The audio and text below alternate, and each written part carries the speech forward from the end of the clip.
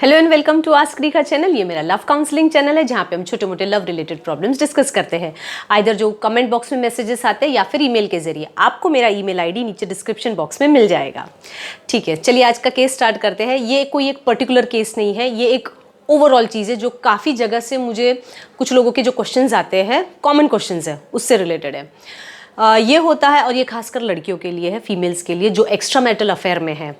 मतलब ये होता है कि जब आप अफेयर में आते हो उस वक्त वो जो आपका पार्टनर होता है उसने ये कहा होता है कि भाई मेरी बीवी से जम नहीं रहा है, मेरी बीवी मुझे खुश नहीं रखती। बड़ा कॉमन सा डायलॉग है जिसमें लड़कियां जल्दी फंस जाती है। ओके, मेरी बीवी मुझे खुश नहीं रखती है, हमारा जल्दी अभी डिवोर्स होने वाला है and all those things. And then आप ये सोच के कि भाई ठीक है अभी डिवोर्स होना ही है, तो इमोशंस है, बह जाते हैं, आप रिलेशनशिप में आ जाते हैं। ठीक है, चलो इसमें अब ये हो गया कि कम से कम 2 साल हो गए, 1.5-2 साल ऐसे ही निकल गए।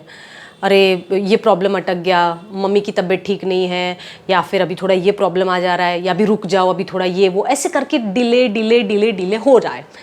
नाउ अब मेन क्वेश्चन ये है कि वेट कितना करना है। इससे मुझे ना हमारी एक पुरानी कहावत याद आ गई, ऊँटनो होठ कई पड़े न कई ख। इसका मैं आपको समझाती हूँ, मैं गुजराती हूँ। तो मैं ये एक स्टोरी थी जहाँ पे एक फॉक्स होता है, वो एक डेजर्ट से जा रहा होता है और वहाँ पे एक वो खाने की तलाश में निकला होता है और वहाँ पे एक ऊँट खड़ा हुआ होता है जो डेजर्ट में। और ये जैसे ही फॉक्स वहाँ से गुजरता है वो ऊपर देखता है कि ऊँट के होठ का स्ट्रक्चर कैसा होता है। अगर आप नीचे से देखेंगे तो ऐसा लगता है अब गिर जाएगा, वो स्ट्रक्चर है। तो फॉक्स ये सोचता है कि मैं क्यों आगे जाके इस तरह से डेजर्ट में, मुझे तो कहीं कुछ मिलेगा नहीं, तो ये होठ अब गिरेगा, मैं खाऊंगा। तो मतलब ऊँटनो होठ कई पड़े कई ख, कब गिरे कब खाऊं। तो वो उसी राह में बस सिर्फ ऊपर देखता रहता है, अब गिरेगा अब गिरेगा। जब फिर वो ऊँट कुछ खाना शुरू करता है या कुछ चबाना शुरू करता है, उसको लगता है अब गिरेगा, लेकिन वो गिरना नहीं है। तो सेम चीज़ वही है, वो उसका स्ट्रक्चर है। और मतलब वो जो एक्स्ट्रा मैरिटल अफेयर वाला जो आप जिसके साथ आपका अफेयर है, वो ऊँट है जिसका होठ है, और आप उस फॉक्स के जैसे है जो नीचे बस राह देख रहे हो कि अब गिरेगा खाऊं।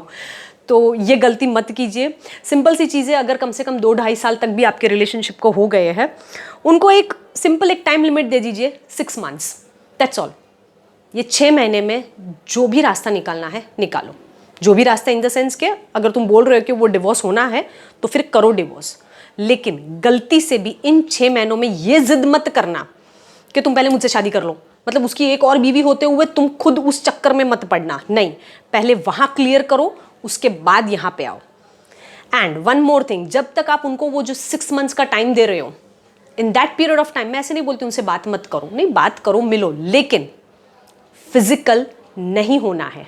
वो आपको उस तरह से यूज नहीं करना चाहिए। इमोशनल हो के फिजिकल होना नहीं। उनको बोल दो भाई कर लो वहां पे डिवोर्स, फिर जिंदगी भर तो साथ ही है, उसमें क्या है।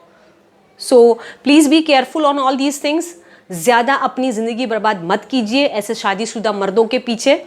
आप यंग रहती है, बिकॉज अनमैरिड फीमेल्स जो भी रहती है ज़्यादा से ज़्यादा 25 साल की आप रहती है। 25 चलो खींच लो, अगर हम अभी ज़्यादा भी टाइम ले लेते तो 30 ईयर्स। बट प्लीज़ ज़्यादा डिले मत कीजिए इन लोगों की राह देखते। उनके वहाँ पे बच्चे होते जाएंगे और आप यहाँ पे वो ऊँट के होठ गिरने की राह देखेंगे। तो ये मत कीजिए। एंड जितना जल्दी हो सके अपनी सेफ्टी सिक्योरिटी कर लीजिए। और वो 6 महीनों में अगर वो कुछ भी नहीं करता है, दिल पे पत्थर रखकर निकल जाइए इस रिलेशनशिप से, क्योंकि जब वो 6 महीनों में कुछ नहीं कर सका, अब क्या खाक करेगा? कुछ नहीं करेगा। उनके रोने धोने पे मत जाइए, अपनी पूरी ज़िंदगी जो आगे पड़ी है उसको सिक्योर कीजिए। और कभी भी ऐसा अगर आपको हो, आई एम सॉरी मुझे ऐसे वर्ड्स यूज़ नहीं करने चाहिए, लेकिन अपने आप को शीशे में देख कर ये पूछिए कि क्या आप किसी की रखेल बनने के लिए रेडी है। अगर अंदर से आवाज़ आता है यस बन जाइए, तो कोई प्रॉब्लम नहीं है, लेकिन वो आवाज़ नहीं आएगी। इससे अच्छा बेटर है उस छुपे हुए रिश्ते में रहने से बेटर है खुल के किसी के घर की, किसी के दिल की रानी बन के आप रहे, जहाँ समाज में 4 लोग आपको जाने पहचाने, मान सम्मान मिले।